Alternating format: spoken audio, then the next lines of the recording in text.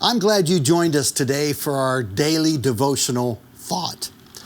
Well, it's a popular thought that exists out there in the Christian world that when you become a Christian, that you shouldn't have any problems, that you shouldn't face any difficulties. And if you do face difficulties, that God is not holding up his end of the bargain. Well, many Christians have faced faith crises in their lives wrapped around this erroneous thought. You see, because the scripture itself actually doesn't shy away from the fact that we as believers, we still live in a fallen world full of all sorts of trials and troubles. In fact, Jesus himself said, "I have had trouble in this world, and so will you." So while the scriptures don't deny that we'll have hardships, it does tell us that we walk through these hardships differently. In the book of Daniel, the Israelites are in exile.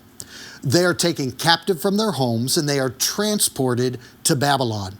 Now, while there's all sorts of restrictions that are put on them. One that we read about in particular is that they're not allowed to worship God and that they must worship idols. So in chapter 3 of Daniel, we see that the followers of God are threatened with a fiery furnace. It's declared by the king, everybody will bow down and worship this idol. And if you do not, you will burn. Well, some people may say, hey, why not bow down and worship the idol? You're in exile. God didn't protect you. You're in all this trouble. Where's God? You might as well bow down and worship this idol. Well, there were 3 Israelites that felt quite different than that. Shadrach, Meshach, and Abednego. Now, they would not bow down to the idol. So the furnace was fired up. Man, it was made so hot that the guards tending it died from the heat. Man, it came time and the king pulled up his chair for the show. The 3 faithful Israelites were tossed into that fiery furnace. And then after a few moments, the King Nebuchadnezzar, responds this way. It says, the king leapt to his feet in amazement and he asked his advisors, weren't there 3 men that we tied up and we threw into the fire? And they replied, certainly, your majesty.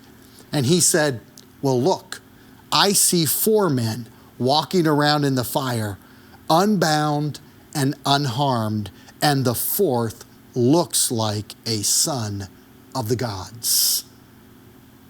We walk differently. We never walk alone.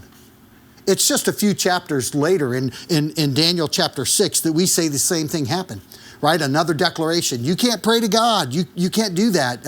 Only then it's not a fiery furnace, but it's the threat of ferocious lions. So anybody who prays to God, they're going to be torn limb to limb by these lions. Well, much to the king's dismay, Daniel stayed faithful and he prayed. And the king had to keep his promise or his oath that he made. And so he tosses Daniel in the lion's den. Why? All night long, Daniel's with the lions. And in the morning, the king runs to the den and he cries out these words, Daniel, servant of the living God, has your God whom you continually serve been able to rescue you from the lions? And Daniel answered, may the king live forever. My God sent his angel and he shut the mouths of the lions and they have not hurt me.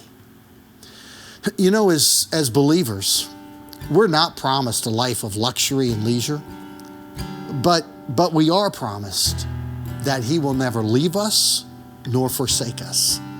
And whether it's a Babylonian exile, whether it's a fiery furnace, whether it's ferocious lions, or whether it's COVID-19, not once as God's child have you ever had to walk alone.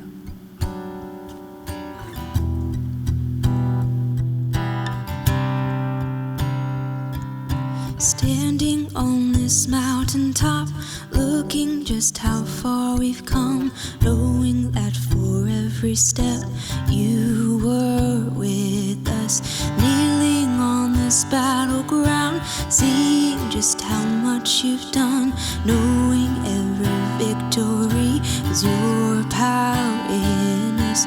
Scars and struggles on the way, but with joy our hearts can say, yes, our hearts can say.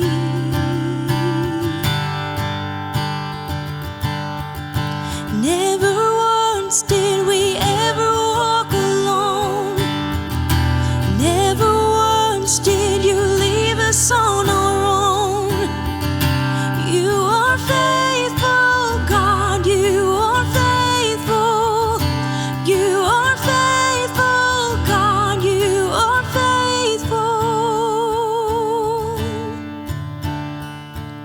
Scars and struggles on the way, but with joy our hearts can say, never once did we ever walk alone. Carried by your constant grace,